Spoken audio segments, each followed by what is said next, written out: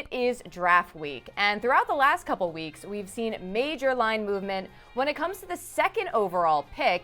In particular, Will Levis was at plus 3,000 to be pick number 2, but as of now is the favorite at minus 145. So let's welcome in Luke Swain, aka Vegas Refund on Twitter, and Chris Raybon to get some draft preview. And for a while, the big question was, will CJ Stroud be picked first over Bryce Young? Now, Stroud might not even go second. Luke, what does all this line movement indicate to you? So the Levis being like the minus 140, 145 to go second, like he shouldn't be those odds, where Stroud has moved back. Where like really the only certainty I think we have at this point is it's not going to be Stroud at number 2. Where Levis shouldn't be a favorite for the number 2 pick at this point. But given how sensitive the market is, really just for a bunch of people were betting Levis because you hear a couple things about the Texans having Levis higher on their board relative to Stroud, and they might, but at the same time, they might not even take a quarterback. So if I was making the odds, I think it should just be even between Anderson, Levis, and Tyree. I don't think. Yeah, I mean, we don't know. We really don't know. And it was just a bunch of people betting Levis based off of what we heard about the Texans board. But he definitely should not be a minus 140 favorite at this point, at least in my opinion. Raybon, what's your reaction to that? And are you staying away from making a pick at number 2? Well, as of now, I think the best way to approach the number 2 pick would be to pick somebody who's not the favorite. I agree. I think Will Levis is overvalued. There were reports that the Vikings were going to trade up to number 2 and take him, and that's why I think he's jumped into the lead. Remember, these markets have pretty low limits, and so somebody max betting any particular thing in some cases could end up moving the line. But I don't think anyone knows anything. That's really the quote I'm hearing, is that we don't know what's going to go on. We don't know if the Texans are going to stay at number 2. We don't know if it's a smokescreen and they do want a quarterback. We don't know if the Stroud hate is a smokescreen in itself. We don't know if another team will trade up for Levis or for Stroud or just to get one of the defensive players. So there's a lot of question marks here where I think you have to kind of use uncertainty in your favor. And, you know, Tyree Wilson right now is at plus 225. Will Anderson's at plus 350.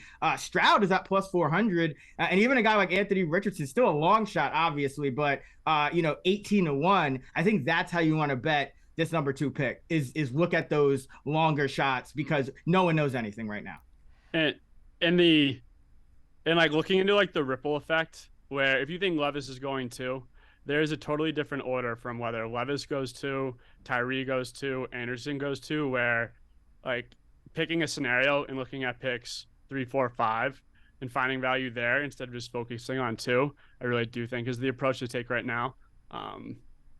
Yeah, I totally agree. It's a really tricky time. And obviously quarterbacks are always a big question mark, just how many are going to go. And in the first round, the over-under is set at 4.5. So the big question is, will Hendon Hooker go first round? Because that seems like it would be the one that would put you over. So, Luke, what do you think? Personally, I just refuse to believe that Hendon Hooker can go in the first round. Where my stance on it, I'm staying at like not betting into this market with Hendon Hooker.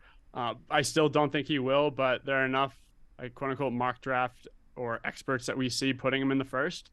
Where I think the thing you need to look into as the next couple of days progresses, if you start seeing Hendon Hooker in the first to the same team by the experts that we respect, like Jeremiah, Schrager, etc., like to me that means something compared to if we saw Hendon Hooker in the first to a different team in every single mock draft, where it implies that they just think he's worthy of a first round pick. Like I'm not buying that. But if every mock on guys that we respect is putting him to the Vikings, the Saints, the Titans, like that is something to me that they might know something. But other than that, like I just have no interest. Like this is one where like my personal opinion really is wavering my thoughts on this, which I'm just going to stay away from it. Raybon, how are you approaching this with regard to quarterbacks? So, one of the things we got to remember is, even a lot of these mock draft experts and people who are, great at evaluating the talents on the board, it's still kind of a toss up as to where everyone's going to go. And obviously don't know trades and stuff like that. But one thing that's been, I would say, fairly consistent in terms of how to approach betting the draft is to kind of bet against quarterbacks. I think there's always so much hype coming into the draft about all the quarterbacks, and it's generally the guys that people know the most. And people are always wondering if teams are going to trade up for these quarterbacks. But if a quarterback like Hooker, he's already not going to go in the first few picks, he's not worthy of that, right? If that's the case, then I think that teams aren't going to be in a rush to take him in the first round. I think there is a very good chance that he would slip. So I would bet against him. The under 4.5 quarterbacks in the first round, you can get that about -105, and you can get Hooker over pick 31.5 at +110. So he could still go 32 even, but we just never know. Even some of the teams that are positioned to take him, late in that first round, they may trade back because, again, Hooker was not deemed like a top 5, top 10 pick. So in that scenario, the teams that are desperate for a quarterback, they're going to have their guys already early in the first round.